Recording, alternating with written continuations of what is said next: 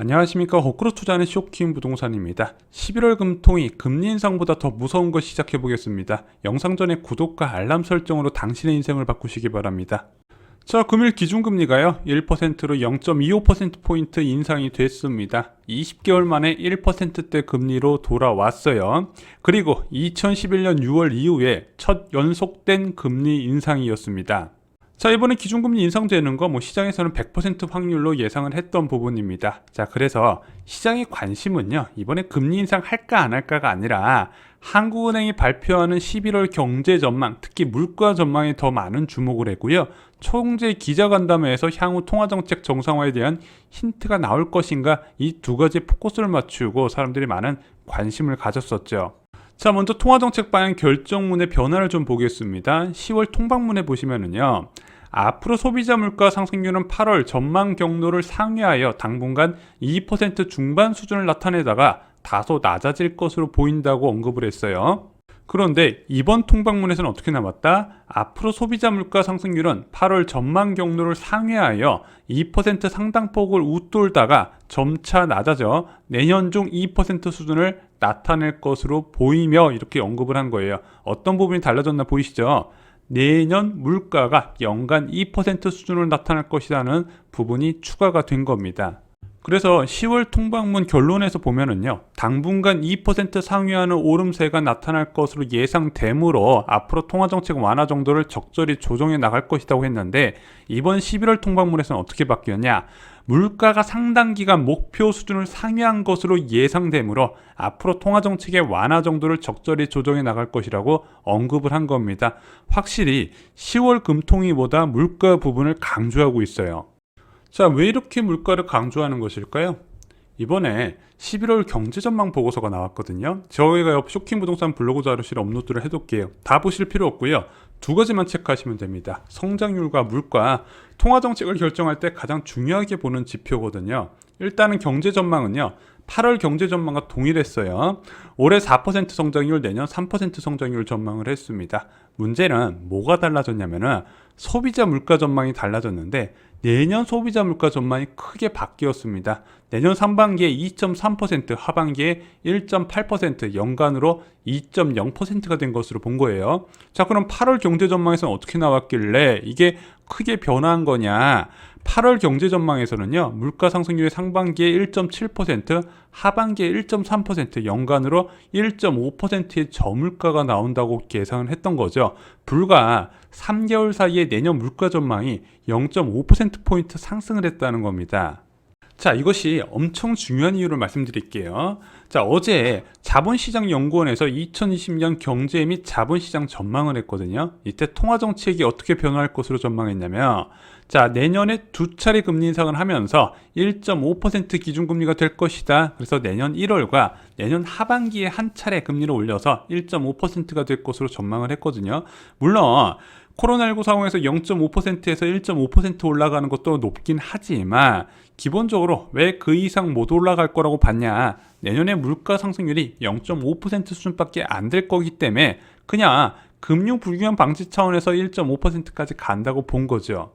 그래서 현재 언론 보도에서 나오는 연구소 전문가의 내년 금리 전망이요, 대부분 1.5%라고 잡혀져 있는 이유는 간단합니다. 저물가를 예상했기 때문이에요. 저물가 상황에서는 통화정책이 급격한 변화가 일어나기 힘들 거라서 상반기 때 한번, 하반기 때 한번 천천히 올려가면서 장기적인 저금리 기대감을 없애고 자산 투자에 대한 열기를 꺾을 것이다, 이렇게 봤던 거죠. 그리고 최근에 KDI가 금리 인상의 속도 조절이 필요하다고 언급한 부분도 저물가가 지속된 상황에서 금리 인상은 무리가 온다는 부분을 지적했던 거예요.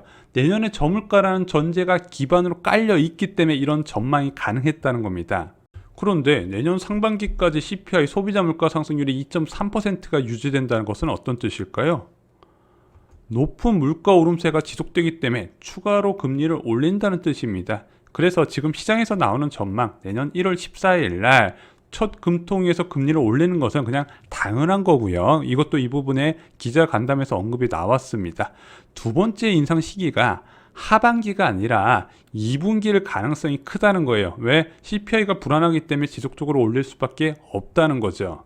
자, 여러분들, 금융 불균형 방지하고요, 물가 불안은 차원이 다른 영역이에요. 한국은행에서는 물가 안정 목표제를 채택하고 있죠. 시중에 얼마나 많은 유동성이 풀렸는지 판단하지 않아요. 그냥 물가 하나만 보고 야, 돈이 많이 풀렸다, 적게 풀렸다 판단하는데, 물가가 꾸준하게 올라간다면 당연히 한국은행 입장에서는 유동성을 회수할 수밖에 없는 겁니다. 이게 통화 정책에서 최우선 고려 상황이에요. 그래서 여러 가지 지표를 보면서 그때 금통위에서 금리를 결정하는데, 그동안은 아무래도 부채 지표나 또는 성장률 전망치 이런 걸 보고 했다면, 앞으로는 물가 불안을 최우선으로 중점을 두고 금리 정책을 세운다는 겁니다. 이게 어떤 차이가 있냐? 지금 여러분들이 생각하셨던 가장 최근의 금리 인상, 2017년에 한 번, 2018년에 한 번 천천히 금리 올렸을 때 있잖아요. 이것은 금융 불균형에 따른 금리 인상이었어요. 시장에 무리가 가지 않는 수준에서 점진적인 금리를 올려서 장기적인 저금리 기대감을 없애는 거죠. 하지만 물가 불안에 대한 금리 인상은 달라요. 굉장히 계단식으로 가파르게 일어나고 있다는 거죠. 그래서 이런 물가 불안에 따른 통화정책 정상화가 2011년 이후에 없었는데 지금 10년 만에 다시 생길 수 있다는 부분입니다. 그래서 11월 금통위 이후에 나온 전망을 보잖아요. 그전에는 1.5% 내년 금리 전망이 많았는데 1.75%로 상향 조정이 됐습니다. 내년 상반기 때 한 차례 추가를 더 올릴 수 있다는 거고, 또 어떤 전문가는 내년 상반기에만 1.75%까지 올라갈 가능성도 제기를 했습니다. 자, 그런데 여러분들 주의하셔야 될 게 있어요. 만약에 한국은행이 이번 경제 전망에서 한 대로 내년 하반기 물가가 1.8%가 아닌 더 높은 수치면 어떻게 될까요? 자, 상반기까지 물가 불안이 있으니까 상반기에 금리를 자주 올려서 1.75%까지 맞출 수 있는 건 알겠는데, 야, 이게 한국은행 전망이 틀려서 내년 하반기에 물가 불안이 더 심해지네? 그럼 어떻게 될까요? 기준금리를 더 올린다는 뜻입니다. 지금 한국은행이요, 물가 전망을 계속해서 2년 가까이 계속 틀리고 있어요. 그런데 이 전망하는 수치가 제가 봐도 좀 이해 안 되는 게 굉장히 많이 있습니다. 저희가 앞으로 물가가 올라갈 수밖에 없는 요인 여러 차례 말씀을 드렸잖아요. 내년 상반기에서 물가 불안이 잠재워지고 하반기부터 저물가가 된다? 지금 공감하기 어려운 부분이에요.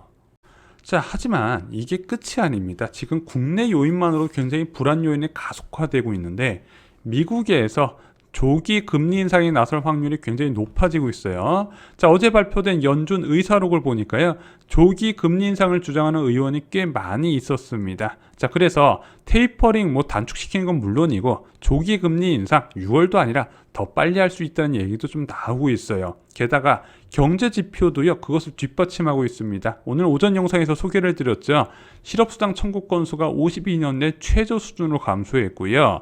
PCE 개인 소비 지출 물가 상승률이 31년 만에 최고치를 기록을 했습니다. 그래서 지금 굉장히 위험한 게, 지난 한국 경제에서 20년간 없었던 내부와 외부 동시 인상 압력이 오고 있다는 거예요. 자, 내부 요인으로 더 이상 금리를 안 올리고 싶은데 외부 요인, 미국이 금리를 너무 많이 올렸기 때문에 따라 올라가는 형상이 일어날 수 있다는 거죠. 그래서 지금 그 어떤 사람도요, 기준금리가 어디까지 올라갈지 아무도 예상을 하지 못하고 있는 거예요. 자, 그래서 부동산 시장 참여자가 가장 경계해야 되는 것은요, 장기적인 저물가 이후에 찾아오는 인플레이션이라고 말씀드렸습니다. 자, 일본의 1980년대 후반에 저물가가 갑자기 나타났죠. 한 2, 3년 정도 이어지게 됩니다. 그리고 나서 1989년부터 갑자기 고물가로 바뀌게 돼버려요. 그러면은 저금리, 고금리 이런 식으로 통화정책이 180도 바뀌어버린다는 거죠. 미국도 똑같습니다. 2000년대 초반에 물가 상승률이 급락을 해버려요. 그리고 나서 2005년부터 물가 상승률이 치솟기 시작해버립니다. 자, 그러면은 이런 결과가 어떤 것을 만들어냈냐? 일본의 잃어버린 20년간 서브프라임 모기 사태를 일어났다는 거죠.